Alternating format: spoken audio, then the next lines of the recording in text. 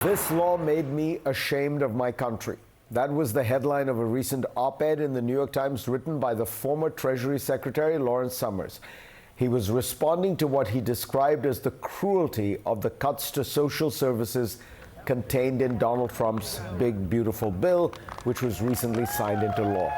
And of course, it's not the only economic policy of the Trump administration that could put a strain on the average American. Another recent one is tariffs.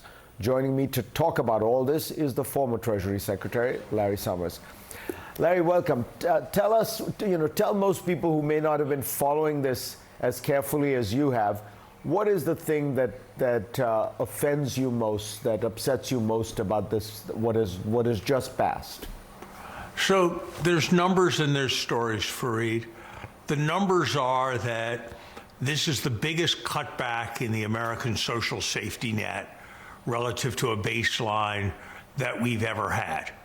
If you look at the welfare reform bill that was passed during Bill Clinton's presidency, or if you looked at what happened at the beginning of Ronald Reagan's presidency, the cutback here is a much, much larger cutback. Those are the numbers. The stories, which I heard from my daughters who work in medicine in northern New Hampshire, really are harrowing. They're stories of people who used to be able to get rides to the hospital for their dialysis treatments and now won't be able to. Stories of people who are facing discharge who now will have no place at all to go and hoping for a homeless shelter. Stories of people who needed the kind of intensive care that the hospital can provide but can't get it because all the rooms in the hospital are filled with patients who can't be discharged because there's no Medicaid-supported rehab facility. So it's the combination of the numbers and the human impact that have left me very troubled by this legislation. I think we can be better than this as a nation. And yet, despite these cuts, Larry, it adds trillions of dollars to the debt. We are now running a deficit that is 6.5% of GDP. What do you think? Where does this lead us? Are we going to be able to find markets to fund this kind of deficit spending? You've touched on what I think is a very important issue that nobody can know the answer to. How long can the world's greatest debtor remain the world's greatest power? And there are all kinds of reasons why people want to invest in the United States, why they want to invest in Treasury bonds. So I'm not somebody who's got a track record of being cry wolf about the budget deficit or the accumulation of debt.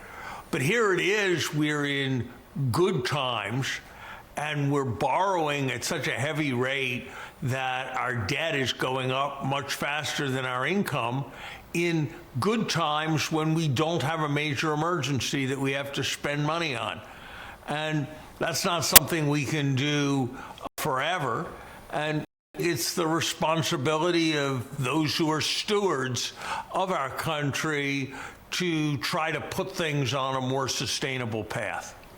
So, Larry, you look at the deficits, you look at the tariffs and the chaotic way in which they've been put in place, and they're now we're at very substantial tariffs, much higher than Smoot-Hawley on average, highest in a century. Why has there not been much of an effect on the economy or the stock market so far?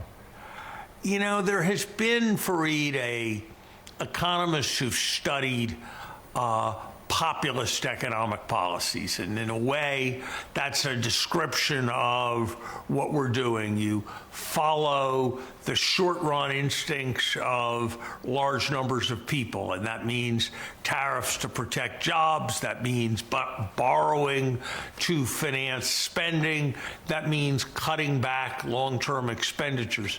And what the record, this has been tried a lot in Latin America, in various European countries, And the general experience is that it looks pretty good in the short run and pretty terrible in the medium to long run.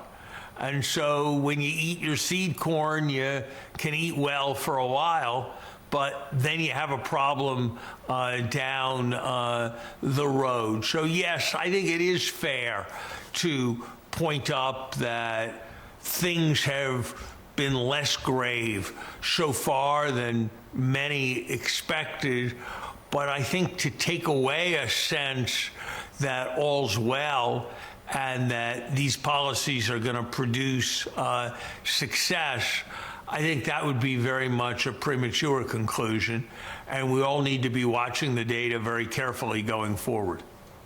Larry Summers, always a pleasure. Thank you. Thank you.